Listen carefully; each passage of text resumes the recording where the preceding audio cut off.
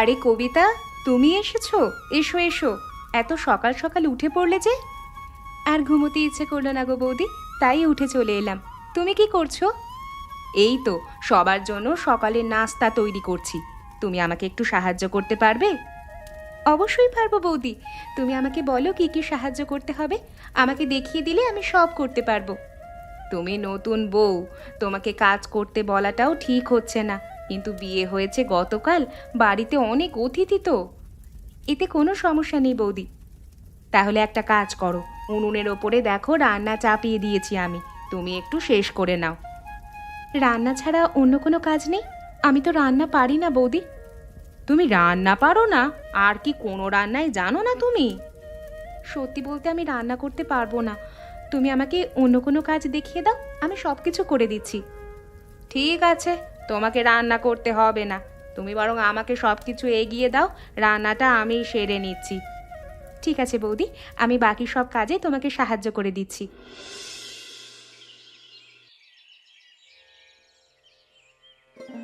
ও বৌমা, তুমি এই দুপুর বেলায় শুয়ে আছো যে? রান্না বান্না করবে না নাকি? মা, আজকে আমার শরীরটা বড্ড খারাপ লাগছে। আজকে মনে হয় না আমি রান্না বান্না করতে পারবো বলে। সে কি, তোমার অবস্থা কি বেশি খারাপ? ডাক্তার ডাকতে হবে নাকি? না না মা, ডাক্তার ডাকতে হবে না, একটু বিশ্রাম নিলেই আমি ঠিক হয়ে যাব। তাহলে এখন আমি কি করি বলো তো? এত লোকের আয়োজন আমি একা হাতে কিভাবে সামলাই বলো তো? আপনি একটা কাজ করুন না, কবিতাকে নিয়ে যান।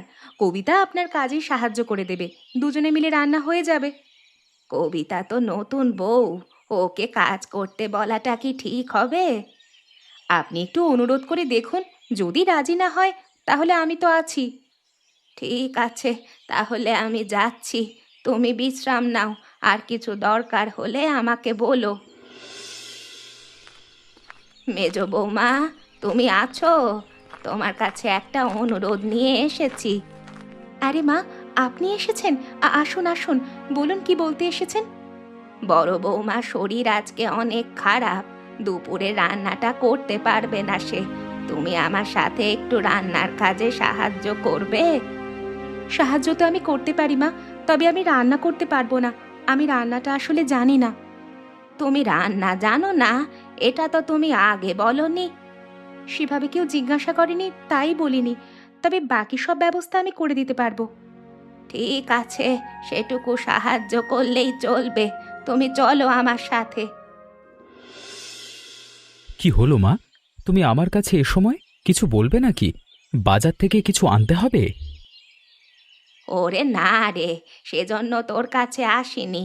আমি এসেছি মেজ বৌমাকে নিয়ে কিছু কথা বলতে। কি কথা মা? কবিতা কোনো ভুল করেছে নাকি? ভুল করলে একটু মানিয়ে নিও। ভুল কিছুই করেনি, কিন্তু তোর পছন্দ মতো বউ আনলাম, সে বউ তো রান্না বান্না কিছুই পারে না। কবিতা যে রান্না বান্না পারে না সেটা তো আমি জানি। আমি তো জেনে শুনি ওকে বিয়ে করে নিয়ে এসেছি। এ কেমন কথা বল? ঘরের বউ কাজকর্ম পারবে না? এই যে বড় বৌমার শরীর আজকে খারাপ, আমার একা হাতে করতে তো কষ্ট হচ্ছে। যখন কবিতা ছিল না তখন তো তুমি একাই কাজ করছিলে মা। এখন একটু মানিয়ে নাও। কে গো, তোমার মন খারাপ কেন? কি আর বলবো, মেজো ছেলেটা বউ বিয়ে করে নিয়ে এসেছে, সে বউ কোনো কাজকর্ম কিচ্ছু পারে না। আজকালকার মেয়েরা একটু এমন হবেই, তুমি একটু ভালোভাবে শিখিয়ে পড়িয়ে নিও। আমার কি এখনো সেই শেখানোর সময় আছে? আমি কয়েকদিন সুস্থ থাকলে বাকি দিন পড়ে থাকি অসুস্থতায়। তুমি যদি না পারো তাহলে বড় বৌমাকে বলবে, বড় বৌমা শিখিয়ে দেবে। হ্যাঁ, এখন সেটাই করতে হবে, আর তো কিছু করবার নেই। না গো, আর এভাবে চলছে না। এভাবে গ্রামে গঞ্জে কাজ করে সংসারটা আর চালাতে পারছি না। তাহলে এখন কি করবে? কোথায় কি কাজ করবে? একজনের সাথে আমার কথা হয়েছে বুঝলে। ও বলল শহরে একটা চাকরি আছে, আমি শহরেই চাকরি করব। কার সাথে আবার তোমার কথা হয়েছে? ভুলভাল লোকের পাল্লায় পড়ে নিজের জীবনটা নষ্ট করো না। আরে না না, আমার পরিচিত একজন, তাছাড়া তোমাকে সাথে নিয়েই আমি শহরে যাব। আমি শহরে গিয়ে কি করব? তাছাড়া এই ঘর সংসার রেখে আমি যাবই বা কিভাবে? আমি শহরে থাকলে তুমি গ্রামে থাকবে নাকি? ওখানে আমাকে রান্না বান্না করে খাওয়াবে কে? হ্যাঁ, আর তাছাড়া সংসার নিয়ে চিন্তা করতে হবে না। মা একা এসব সামলাতে পারবে না গো। আরে একা কোথায়, এখন তো মেজ বউ চলে এসেছে। মেজ বউ নিজেই কাজ করবে মায়ের সাথে। মেজ বউ তো রান্না বান্না কিচ্ছু পারে না, ওর ভরসায় সংসার রেখে যাওয়া ঠিক হবে না। সে ধীরে ধীরে মায়ের থেকে শিখে নেবে। তুমি যখন এসেছিলে তুমিও তো বেশি কিছু পারতে না। তাহলে রাজি হয়ে যাব নাকি? রাজি তো তোমাকে হতেই হবে। আমি শহরে রান্না বান্না করে খেতে পারবো না, আমার সাথে তোমাকে যেতেই হবে। ঠিক আছে, তাহলে তুমি ব্যবস্থা করো। কিরে রমেশ, সকাল সকাল বাজারে গেছিলিস নাকি? আর হাতে এসব কি এত সব? হ্যাঁ বাবা, একটু কেনাকাটা ছিল, সেই কেনাকাটা শেষ করতেই বাজারে গেছিলাম। এতগুলো কেনাকাটা, এত কি কেনা করেছিস? কোনো অনুষ্ঠান আছে নাকি? তোমাদেরকে তো বলাই হয়নি বাবা, আমি শহরে যাব, একটা চাকরি পেয়েছি। আমার সাথে তোমার বড় বৌমাও যাবে। শহরে চাকরি পেয়েছিস? এটা তো বেশ ভালো কথা। কিসের চাকরি পেয়েছিস? হ্যাঁ, এখনো জানি না কিসের চাকরি। একজনে বলল চাকরি আছে, আমি গেলেই নাকি চাকরি দিয়ে দেবে। দেখিস বাবা, ভুলভাল লোকের পাল্লায় পড়িস না আবার। না বাবা, আমি সব জেনে শুনি তারপরেই যাব। শুনলে তোমার বড় ছেলে কি সিদ্ধান্ত নিয়েছে? তোমার কাছে কিছু বলেছে নাকি? কই, আমাকে তো কিছু বলেনি। কি হয়েছে? তোমার বড় ছেলে শহরে চাকরি পেয়েছে, দু একদিনের মধ্যেই হয়তো বড় বৌমাকে নিয়ে শহরে চলে যাবে। কি বলছো? আমি তো এসবের কিছুই জানি না। ওরা আমাদেরকে কিছু জানালো না। সিদ্ধান্ত নিয়েছে, বেশিক্ষণ হয়নি বোধহয়। আর যাওয়ার আগে আমাদেরকে তো অবশ্যই জানিয়ে যেত। যাক, ভালোই হয়েছে। সংসারটা একটু হিমশিম খাচ্ছে। ছেলেটা শহরে গেলে সংসারটা একটু ভালোভাবে চলবে। হ্যাঁ গো, সে আশাই তো করি। এখন দেখি কতদূর কি হয়, সবকিছু ঠিকঠাক থাকলেই ভালো হবে।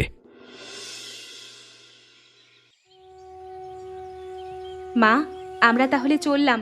আপনাদেরকে ছেড়ে যেতে আমাদেরও ইচ্ছে করছে না, কিন্তু এই চাকরিটার জন্যই। আমরা বুঝতে পারছি মা, তোদের কোনো দোষ নেই। তোরা সাবধানে থাকবি। শহরে কে কেমন তা তো আর বলা যায় না। আশীর্বাদ করবেন মা, আর নিজের খেয়াল রাখবেন। অসুস্থ হলে কাজকর্ম করার কোনো দরকার নেই। বাবা, আমরা এলাম। যদি কেউ কোনো কিছুর প্রয়োজন হয় আমাদেরকে সাথে সাথে খবর দেবে, আমরা চলে আসব। কবিতা, মাকে দেখে রেখো। মায়ের শরীর সবসময় ভালো থাকে না। তুমি মাকে একটু ভালোভাবে কাজে সাহায্য করে নিও। আমাকে নিয়ে তোদের এত চিন্তা করতে হবে না, নিজেদেরটা ভাব। ওখানে নতুন সংসার, একটু সাজিয়ে গুছিয়ে নিস। মা, আমরা তোমাদেরকে খোঁজ খবর নেব ভালোভাবে, আর মাসে মাসে টাকা পাঠাবো, কেমন? এখন টাকা না পাঠালেও হবে। তোর আগে ভালোভাবে শহরে তোদের ঘরটা একটু গুছিয়ে নিয়ে তারপর টাকা পাঠালেই হবে। না বাবা, আমিও জানি সংসারটা আমাদের পরিশ্রমই চলে, আর আমরা যদি টাকা পয়সা না দিই সংসারটা চলবে কিভাবে? সংসার নিয়ে চিন্তা করিস না বাবা, আমরা সবাই মিলে এখানে সামলে নেব। এখন তবে আসি, আমাদের ট্রেন আবার ছেড়ে চলে যাবে। ওদের জন্য আমার খুব মন খারাপ করছে গো। আহা, অবুঝের মতো কান্নাকাটি করো না। ওরা শহরে যাচ্ছে, ওরা ভালোই থাকবে। ওদেরকে বলবে তাড়াতাড়ি চলে আসতে। ওরাই তো আমাদের ঘরের সব। তুমি চিন্তা করো না, ওরা তাড়াতাড়ি আবার ফিরে আসবে। এখন চলো, ঘরের ভেতরে চলো।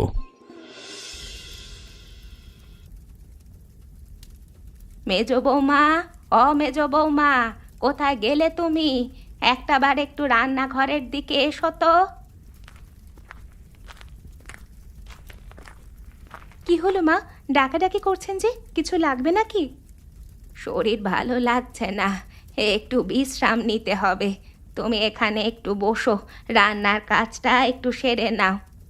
দেখে তো মনে হচ্ছে রান্নার কাজ এখনো অনেকটা বাকি। আমি তো রান্না করতে পারি না মা। বিয়ের এতগুলো দিন হয়ে গেল, আর তুমি এখনো রান্না করতে পারো না? আমি আজকে আগুনের পাশে বসতেই পারবো না। তাহলে এখন উপায়? উপায় আর কি, তুমি যাও ঘরে গিয়ে বিশ্রাম নাও। আমার শরীর ভালো হলে আমি নিজে এসে রান্না করে নেব। কি হলো, তোমার শরীর খারাপ করছে নাকি?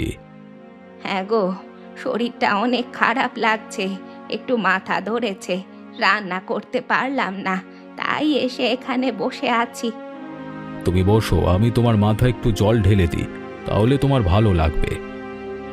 না না, ওসব করার কোনো দরকার নেই, একটু বাতাসে বসেছি, এখন আমি সুস্থ হয়ে যাব। রান্নার ওদিকের কি হলো? উনুনে কিছু বসানো আছে নাকি? আমি রান্নাঘরে যাব। তোমাকে যেতে হবে না, উনুনে এখন কিছুই নেই। মেজ বৌমাকে বলেছি, কিন্তু মেজ বউ তো রান্না করতে পারে না। ঠিক আছে, তুমি সুস্থ হও, তারপর রান্নাঘরে যাবে। শোন অজয়, তোর সাথে কিছু কথা আছে আমার, কথাটা বেশ গুরুত্বপূর্ণ। হ্যাঁ বাবা, বলো, কাজকর্মের বিষয়ে কিছু বলবে নাকি? কাজকর্মের বিষয়ে বলবো, তবে তোর আর আমার কাজের বিষয় নয়, বৌমা আর মেজ বৌমার কাজের বিষয়ে কথা বলবো। কেন বাবা, কবিতা আবার কোন কাজকর্মে, মানে কোনো কাজকর্মে ভুল করলো নাকি? আরে কাজকর্মে ভুল করবে কিভাবে যদি কাজকর্ম নাই করে? এখন তো জানিস পরিস্থিতি আগের মতো নেই, বড় বৌমা বাড়িতে নেই। হ্যাঁ, এই বিষয়ে তো আমি জানি, কিন্তু তোর বউ এখনো বাড়ির কাজকর্ম কিছু শিখে উঠতে পারেনি। তোর মায়ের শরীর খারাপ থাকে, এ অবস্থায় তোর মা কাজকর্ম করবে কিভাবে? বাবা, কবিতার বাবা মা ছোটবেলাতেই মারা গেছে, এরপর মামা বাড়িতে বড় হয়েছে, সেভাবে সংসার করে হওয়া ওঠেনি ওর।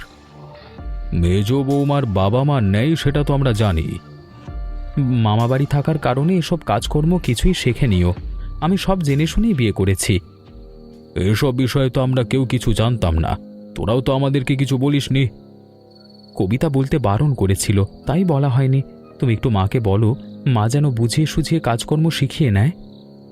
ঠিক আছে, আমি তোর মাকে বুঝিয়ে বলবো, আর তুই মেজ বৌমাকে বলিস যেন নিজে থেকে একটু শিখে নেয়। ঠিক আছে বাবা, কবিতা যদি কাজকর্মগুলো শিখে যায় তাহলে আমি নিশ্চিন্ত হব। দেখো কবিতা, আগের অবস্থা আর এখনকার অবস্থা আলাদা, এখন বড় বৌদি কিন্তু এ বাড়িতে থাকে না। তুমি নিশ্চয়ই আমার কাজের কথা বলছো, তাই না? তুমি ঠিক ধরেছ, মা তো একা এসব কিছু সামলাতে পারে না, তুমি তো সব কিছু বুঝতেই পারো, বলো। আমি বুঝতে পারছি, কিন্তু নিজে থেকে গিয়ে যে কাজ শিখবো তাতেও আমার লজ্জা লাগছে। কাজ শিখতে কোনো লজ্জা নেই, তুমি নিজে মাকে গিয়ে বলবে, দেখবে মা নিজে থেকে তোমাকে সব কাজ শিখিয়ে দেবে। ঠিক আছে, আমি এখন থেকে মায়ের সাথে মিলে মাকে বলে বলে সব কাজ শিখে নেব। মা, আপনার শরীর এখন কেমন? আগের থেকে ভালো তো? হ্যাঁ রে মা, এখন আগের থেকে অনেকটা ভালো। তুমি এখানে কেন, কিছু লাগবে? না মা, কিছু লাগবে না, আমি আপনাকে বলতে এসেছি কাল থেকে আপনি আমাকে সব কাজ শিখিয়ে দেবেন। তুমি বুঝি কাজ শেখার জন্য এত রাতে আমার কাছে এসেছো? হ্যাঁ মা, আপনি বলুন আমাকে শিখিয়ে দেবেন, দেখবে আমি সব কাজ করতে পারবো। হ্যাঁ রে মা, আমি তোমাকে সব শিখিয়ে দেব, তুমিও তো আমার একটা মেয়ে, কালকেই তোমাকে সব শিখিয়ে দেব।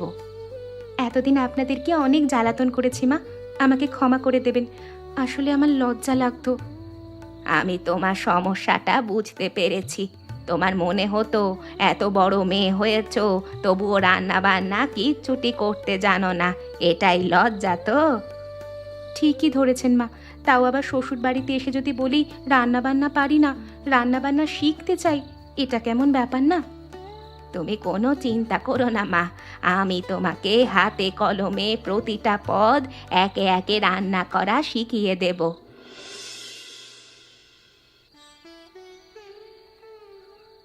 আরে বাহ, মা সুস্থ হয়ে গেছে নাকি?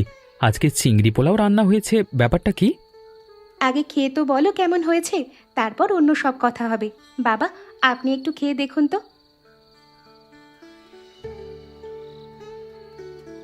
এটা তো তোর মায়ের হাতের রান্না না?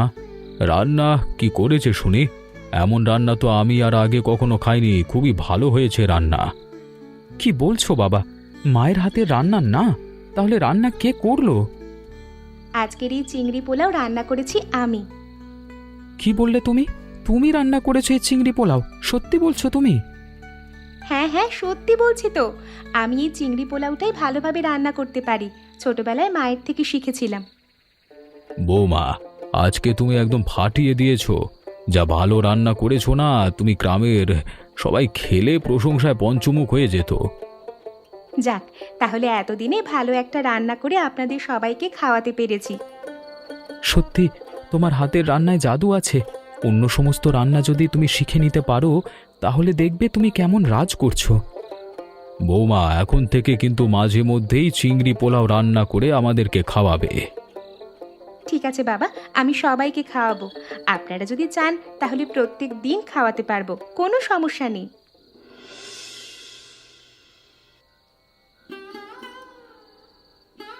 সংসারটা নিয়ে কি যে করব আমি এখন কিছুই বুঝতে পারছি না। মাথায় অনেক কিছু চিন্তা ঘুরপাক খাচ্ছে। কিন্তু কেন বাবা, কি হয়েছে?